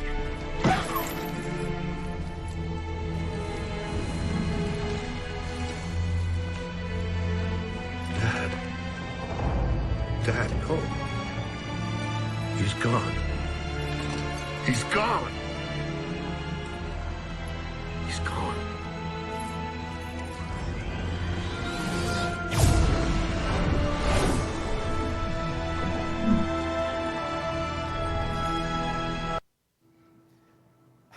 Another one. I feel like in any other game, this would have been the big. Wow. So, like Dana's about to say, I think that's what makes the series so good. Is in any other game that would have been the absolute bombshell, the absolute pivotal thing. The entire story's built up to it. But in this game, it's just another thing. It's a massive thing, but it's like just another thing. And it's like another thing that they just have to deal with and just get on with.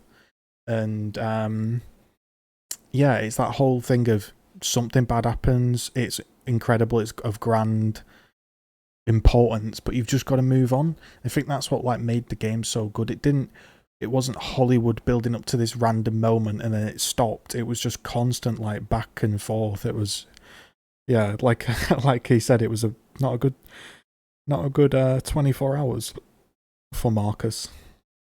Emotional moment, but like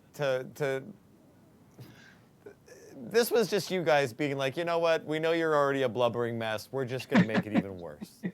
Like, well, you don't get a chance to really discover their relationship. You know, Yeah. it is a broken relationship. I mean, they honestly only get about so close. You know, I guess the only time we actually him hold and even hug his father at that point was right there as he's falling apart. yeah, You know, so if anything, it's sort of like it's missed moments. You know, and honestly, I feel like you know, Marx is finding out how he's still alive. He's finding out all these answers at this point, and he can't even save his father. You know, which is what he wants to do. So if anything, if anything, it might help mirror the kind of relationship Marcus has with JD later on. You know, to some degree. yeah. But in the end, yeah, you wish for a whole lot more to happen there. And honestly, it's sort of like there's just this wall, and then this whole situation that's happened has still created this wall between them. You know, and it's unfortunate. It's very bittersweet. You know. Well, and he catches the necklace, or like, what is he like? He grabs the Cog tags, his father's cog tags. Yeah. Yeah. It's just, You know, they're at the end. well, and it's funny how things hit you differently, right? Because, you know, when I played Gears 3 the first time, you know, I didn't have kids, I didn't have anything like that, and you play it a second time, and it's like kind of that Cats in the Cradle song, right? Like, things kind of come a little bit different. You can kind of certainly empathize the power of moments differently than you would another one. Definitely. Absolutely. That meant Absolutely. some of these scenes You know, have meant I mean, more for me now that I'm a it's- bit older as well.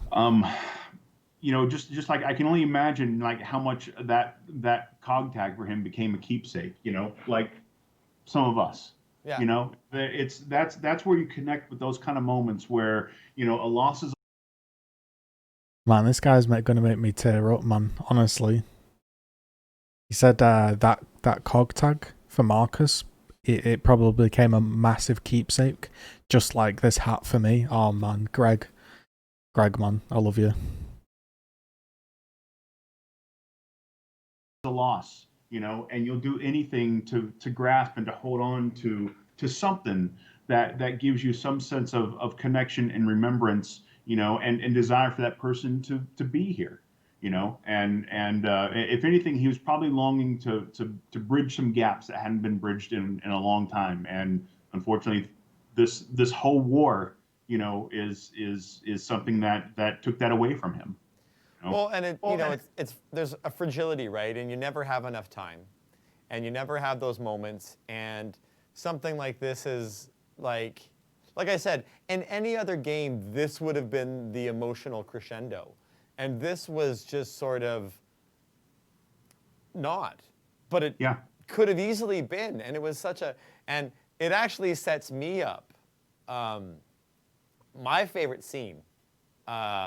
In all of Gears 3 is coming up, and it's the shot, and we'll talk about it afterwards. But let's play that one because I think this is a really badass moment.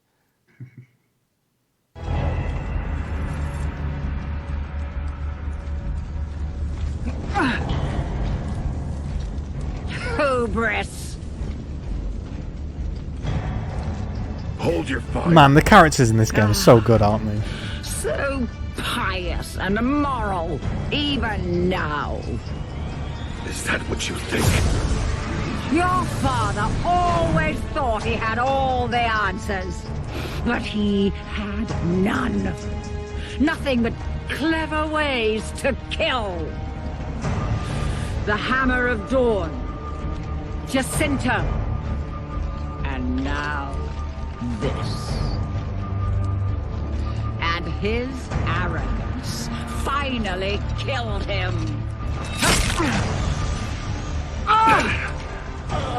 Feel that? That's from Dom. And everyone else you killed, you bitch.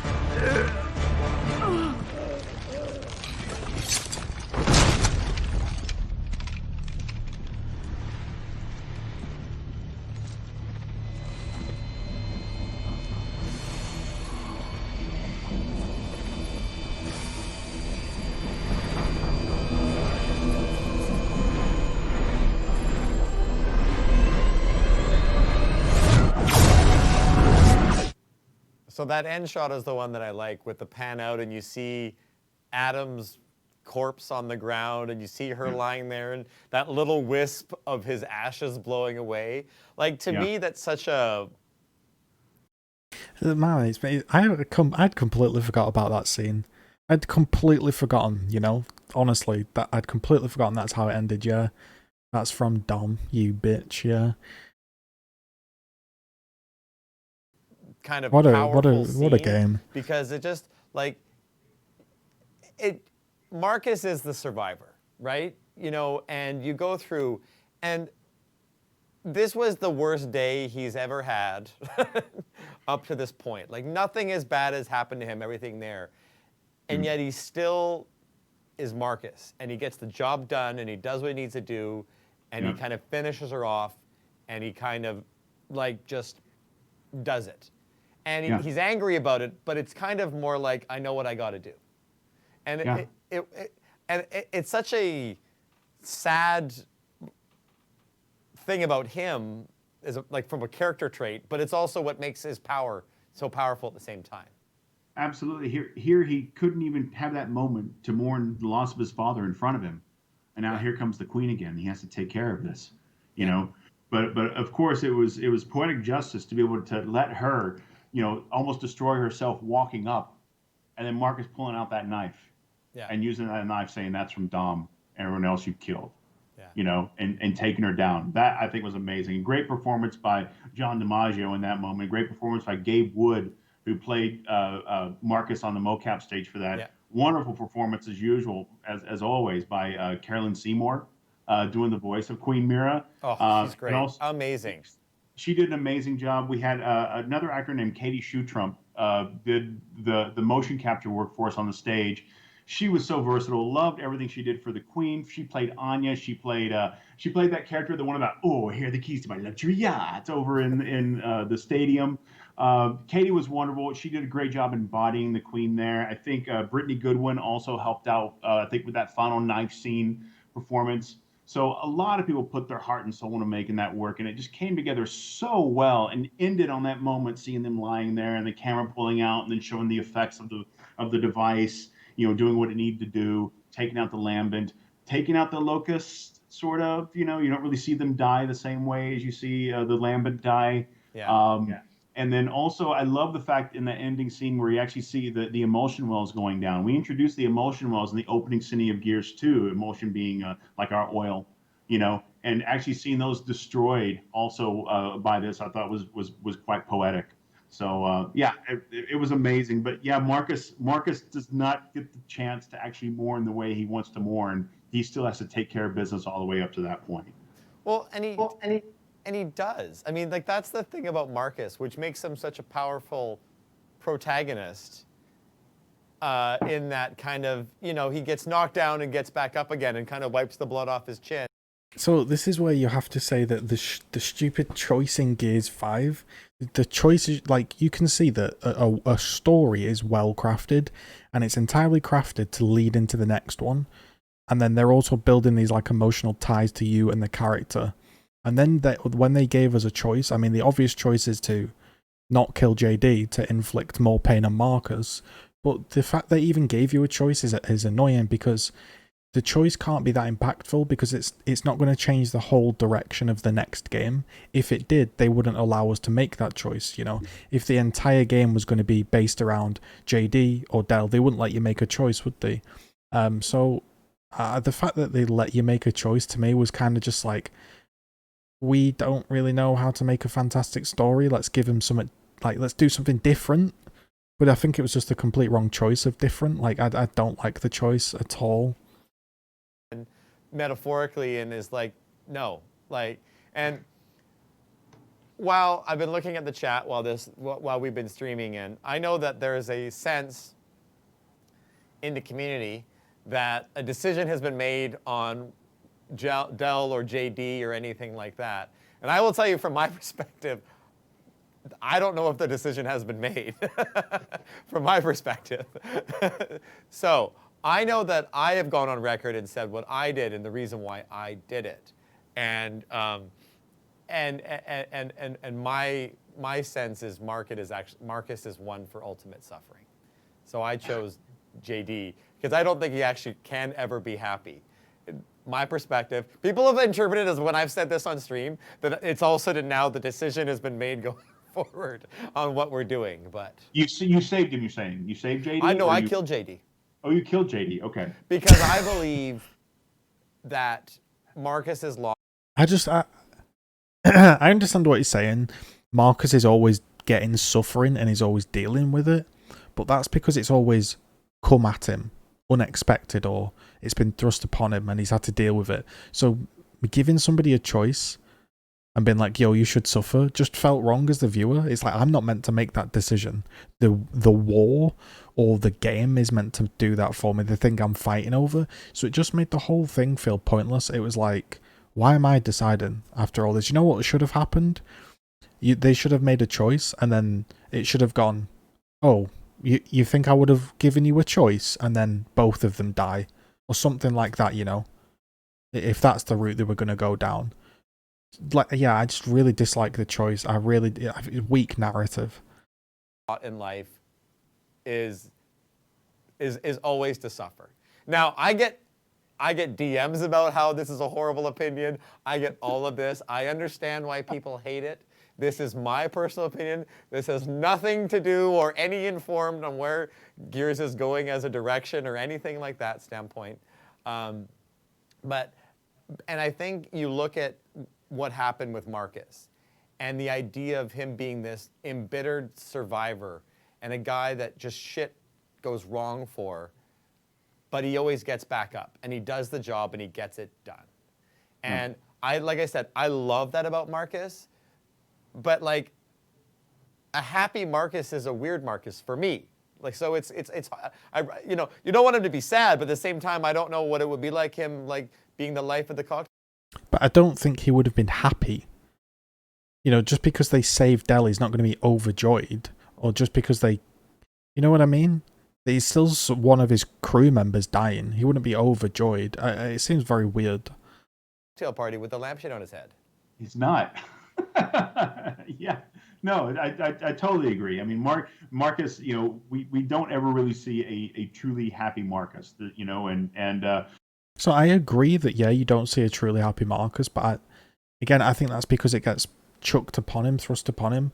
Don't think we should be making the choice whether to make him happy or not. It seems odd. I don't know. I think I would choose to save JD, you know, because honestly, I'm the kind of person I can't do that to him. I know. And I understand everyone is like that. I get that. So yeah, but no, yeah, Marx's lot in life is to suffer. You know, I really do agree with that. You know, and I think even Anya saw that. You know, and as we know, you know, she even saw her demise. Yeah. You know, at some point in our storyline. Yeah. So I guess Sweet Tooth says it better. His story arc is to survive, not to suffer. I agree, and I think that's right. But his survival comes from overcoming whatever odds are in front of him. Like, he's not kind of that guy that is ever gonna, from my perspective, he's never gonna, like, his attempt at retirement wasn't even a great retirement. Like, when you find him in Gears 4, it's not like, before things all went bad, it's not like he was living the high life. Like, he wasn't having a great retirement when he was supposed to be enjoying his, like, retirement years. Yeah. Yeah, no, I mean, and well, especially, I mean, again, another loss, losing Anya. Yeah. You know, I think is a big factor in that. Yeah. But yeah, you know, he definitely is what did you say earlier? He said he is he's a survivor. Yeah, he's meant to survive, not to suffer. He's meant to survive, you know, and also survive and get shit done. You know, that's also a big part of Mark is getting shit done. That's true. That's true. Weecho makes a great comment. The cinematics in Gears 5 are better when you kill Dell because you get a really great moment between Marcus and JD. And that moment actually in Gears 5 is my favorite cinematic moment. I mean, I love seeing the dejection from Marcus when he knows that JD has died, but that commiserating moment between the two of them is a powerful cinematic moment. Yeah, I love that. I'm glad we had the opportunity to do both options on it too. To at least see both reactions and create two different outcomes for that. That I thought was great, and I thought both of them had the type of weight they needed to them for that emotional moment, and so yeah, no, I was absolutely happy to do both. Yeah, it's that's all. I can't go into that one because there's too much baggage on the choice for me. Back to Gears 3. So, let's finish it now with a great ending, a great wrap up to the original trilogy. Let's watch the beach scene and then let's talk about it.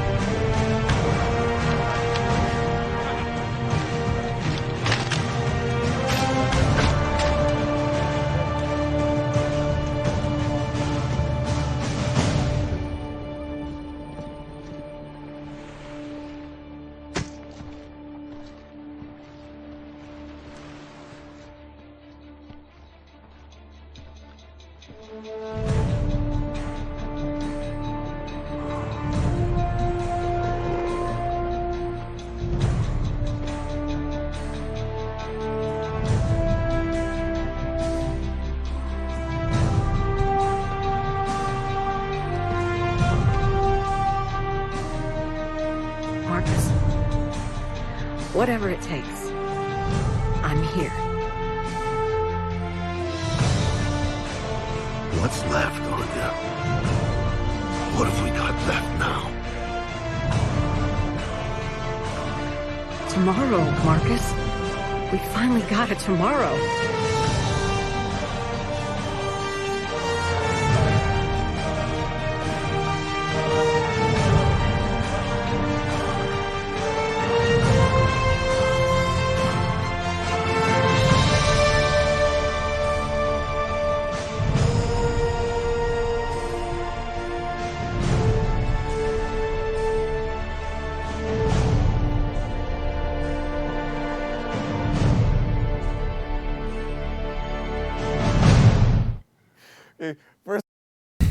First of all, someone's going to mention the fact he's got an ogre of a hand. But apart from that, it's like everyone's celebrating. They've got a tomorrow, they won. But then everyone sort of slowly conveys in and sees them on the beach and kind of realizes, like, we might have won, but he lost everything. Yeah, fantastic end. Fantastic end. So if you've enjoyed this dev stream, thanks to Dana for hosting this and Greg Mitchell. I'm going to let the remainder of it play out now. Leave a comment and a like and a subscribe. This is my 30-second dev stream I've done. So hopefully you enjoy these. An actual different one. So I was pleased I actually had 2 hours of goodness to sit through rather than just a generic Q&A, and we'll pass it on to the team. So yeah, let's see what they've got to say about the ending, and yeah, thanks very much. First of all, shout out to Shinobi for saying they do the nasty. I said, okay, wait a second. I shouldn't be reading these comments, and I saw that, and I just lost it. Oh my God, like a powerful moment that was totally undercut by that. Oh my gosh. Anyway, talking about I mean, okay, let's be honest, they probably did, but so. Sorry, no, sorry. But what a great he just like sloughs off. He rejects being a soldier. He is like, I am fucking done. He's literally like, I have given everything I have to the COG. I've given everything to humanity. He doesn't have anything more to give, and he just rejects everything, and then just is this husk of a man. And then Anya comes over, still in her soldier gear, which is kind of an interesting dynamic there. So and you're having this moment, and it's powerful. Yeah, it's that moment where he's finally letting his guard down. Yeah, he's lost so much in this game. He's lost Dom. He's lost his dad. Yeah. And now knowing that it's safe, he's letting his guard down and stepping away from all this for the moment to take it in, taking his do-rag off. That was huge. Yeah. You know, for him to actually take that off, he's worn that all throughout the entire game. We did make jokes saying that he should have like a ring of hair or something. You're like Dr. Phil. That, you know, yeah, like Dr. Phil, but we didn't do that. But still, the fact that he did that, let his guard down, and then just slump over and just feel the weight of what all this has been. And this isn't just what's happened in this day and in the past 24, 48 hours, whatever. It's literally been the weight of years of all this that he is then just letting go. And Anya's sitting there showing him support, you know, and the fact that we wanted the holding of the hand, but we want to make sure it wasn't like very, very, you know, intimate or strong. So just the fact that she basically grabs his hand, and the fact that he just kind of clutches onto it, you know, was enough, saying that he's now willing to kind of accept this help and support that she's giving at that point, you know. And again, what's great was that, again, it was actor Gabe Wood on the mocap stage and Katie Shue-Trump doing that moment. I remember us, when we were shooting just that moment, you know, we were actually getting teared up just because of what they were doing in the motion. Because I think the one thing that gets me every time with that is after the hand, and he pulls the hand toward him just himself a little bit, she then leans in and puts her head on his shoulder. Yeah. And it's such a tender moment, and you see that. I won't forget, that's the thing that always gives me chills, is that one little beat in there with it. And honestly, I love that that's what the actors on the mocap stage put in there for us. And then to pull back and to kind of show everyone it's kind of the Star Wars ending. It's a bit bittersweet, you know, but everyone's looking at the sunset. And I remember at one time in early development of Gears 3, someone said that, you know, we should end this with a sunset on the beach. And I'm just sort of like, you know, it should be bittersweet. We could do it, but let's make it a kind of a somewhat bittersweet moment, not something that's happy. And so we did. We ended with a sunset on the beach, but it's a conclusion of all this, you know. And so we did. We were able to pull that off. One thing we didn't show in that, which I haven't talked much about, is the fact that we actually revealed that Clayton did not die just before this. Yeah, we cut that part out. Yeah, you know, and that was a big reveal for the fans, with the fact that you know, the chopper went down and his helmet's laying there. And then him go pick it up, and we don't reveal what it looks like underneath. It's sort of a Kenny moment. He puts it on, and we tilt up, and you know, Clayton lived. So that was also a big moment to actually have a Carmine that did not die in that moment. So, is anybody, Alan? Yeah. So we'll leave it at that. Fantastic dev blog. Thanks to Greg Mitchell and Dana. I was just thinking there about the whole. I was just thinking about the. Do you remember those? You used to have those avatars on Xbox 360. You could vote to like kill Carmine or save Carmine, and then you got a T-shirt, or was it a hoodie or something, depending on what you voted for. Yeah, I was just thinking about that. Yeah, good times. Well, we've only got 12 minutes left, so we may as well let the whole thing run on, actually. But we'll just listen for the last 10 minutes. But no, that. I'm real happy with that ending. I'm happy with the way it came out. And again, it feels good knowing that here a decade later I can sit and talk about it again. So yeah. I know it's made its impact. Yeah, we cut the Carmine because there's Carmine, and then Cole walks out in very Cole kind of like bravado fashion, and then Baird walks out in that kind of snarky sort of like Baird kind of way, but. We edited it just because A, it's a long scene, and B, the emotional moment was what we were going for. So you're right; those are big bits, and there was more bits that were left kind of on the cutting room floor, so to speak, on our nostalgia stream.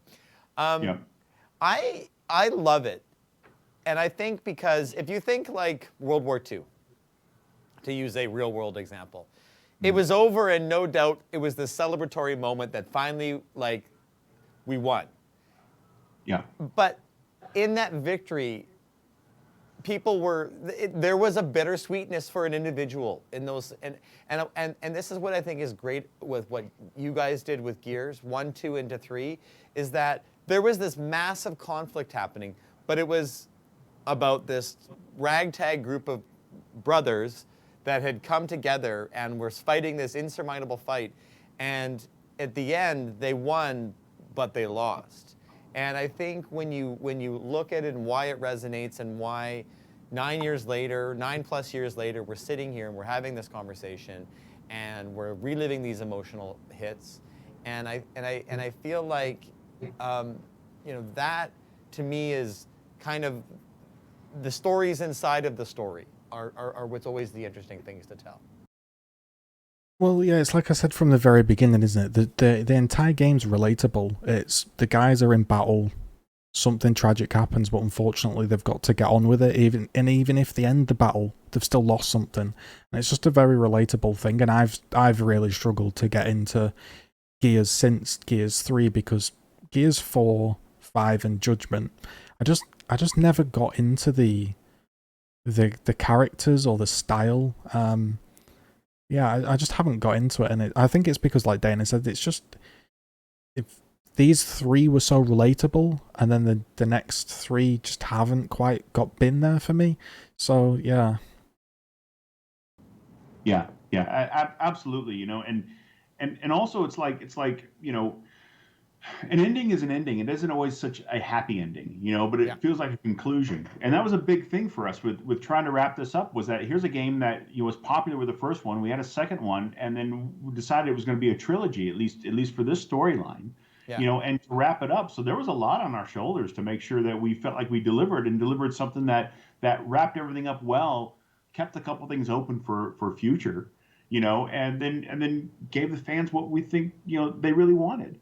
You know, and you know, it's kind of funny. I have to kind of throw this in there, that the one thing I think that makes it really amazing, and this is me looking back on the development of it back at the time, was the fact that everyone took a lot of pride in what we were working on, and that goes into the realm of that, you know. I think there was discussions of trying to bring like other talent in from time to time, maybe even to direct cinematics and such for Gears 3. But if you look at other than the cast and the people we have in the roles in the game, that the entire game was made by a lot of people who were artists that basically were kind of homegrown. You know, people who came from different parts of the U.S., came from small towns and stuff, and happened to be working together at this one studio together. And what was amazing was they put their heart and soul into it, and the fact was that we felt like we didn't have some other big person from Hollywood or someone coming in to influence this. It was us. We did it. We made it. We pushed it through. And I remember a lot of guys resonating about that, saying, "Man, I can't believe we got to do this. We got to make this." And it's like I said early on in the dev stream.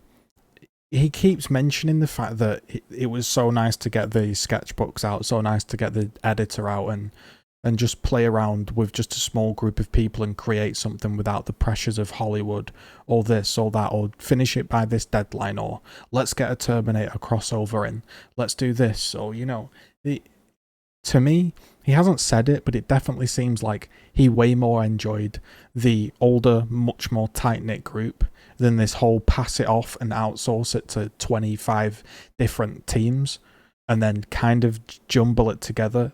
You know, that's just what comes across massively in this. And they weren't pulling in outside talent to try and up it a little bit. So in that sense of being a rag and tag group, that's kind of how we felt like. It was us against the world, bringing this to the public and making it happen. So that, you know, I would say that the heart of that rough and tough group, you know, came from all of us developing it at the time, you know, and maybe that's what's shown through in the game itself. Well, even like the dorky credits that you guys did back then with like the little photo and all of that. And thanking everybody, you know, but that meant a lot. That meant a lot, you know. No, the sweetness comes through, but like you look back, like. That's what I'm saying. It's not, I don't think it is dorky at all. I think it was literally like amazing. It was like, yo, these are the guys that built the game. These are the guys that, you remember there was like credits of like, I'll make up a name. It was like, I thank Jenny, my wife, for letting me stay so late at the office to draw and all of this stuff. Like it all came across really, really well. And that's why I stuck with the game for so long. You know, you saw yesterday on my YouTube video, I was still playing Gears 1 PC, you know, hitting that quad hammer, getting so excited. And yeah, I definitely have resonated with that small group, really, really fighting to make a game that they want, make a product that they want, much less so with the big corporate modern franchises. Like 10 years later, they're kind of dorky. They are. They're kind of dorky, you know. And also, what you'll see a lot of is that, hey, sorry I wasn't there for you and the kids, you know. And That's so funny. I just said exactly that. I remember. It's you see what I mean? Right. Think about this. How often? Right. Think about this. How often does a credit actually stick in your mind? I can't think of a credit from a single movie I've watched or anything, but I remember the Gears credits because I specifically remember the quotes, and I finally got through the game and I was sat reading the quotes, and I just remember like thinking, like, oh, these are like, you can tell they're written by a real person. Like, you can just tell.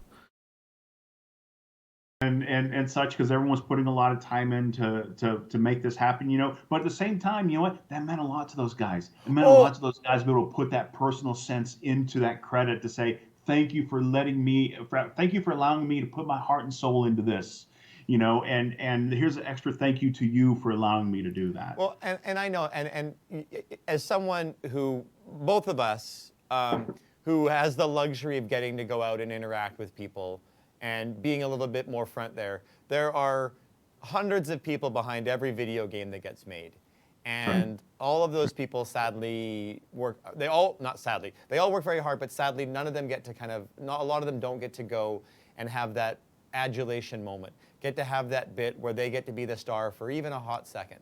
So Absolutely. those credits are well, dorky in their execution and clunky, but they're very sweet in their sentiment. And I get what you're saying, and having a photo of them and showing it, and inside, I mean, it feels like a yearbook, right? Like you're watching it and it's kind of like, and it's like opening your high school yearbook. And it works really, really well. Yeah, I mean, it's one thing to have a credit, but with a credit with an identity is something different, you know. Oh, agreed. Now, but now we've got so many people in the games now. We can't. I mean, we can't do it. Oh my God, the credits! It would take like an hour for them to roll by the time.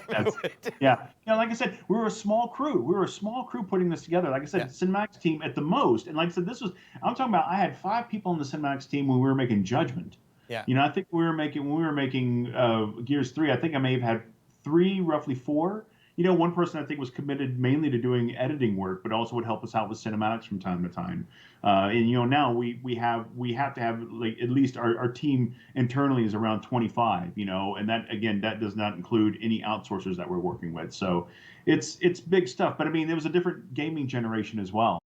Yeah, it's definitely a case of too many cooks spoil the broth, isn't it?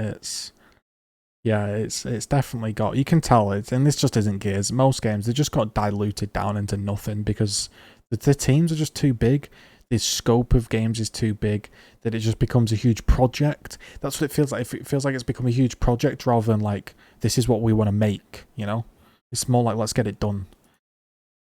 You know, as the consoles grow and the content that needs to go into them, you know, the team grows. Yeah. No, I mean, I remember my first game way back in the day, and the size of that team versus the size of, you know, what was required to make Gears 5. You know, even the size of the team that was required to make like pop and tactics and stuff is, you know, I think the size of the Gears pop team was roughly on par probably with the size of the team that made Gears 1. Like, probably so. You know, like it's a different time. And like I said, that moment, while clunky, I do like that everyone got that moment to sort of have their pride and show it off and be there. And it's amazing that way. All right, guys, we'll wrap it up there. Thanks for tuning in. We'll see you in the next video. All right, folks. Peace.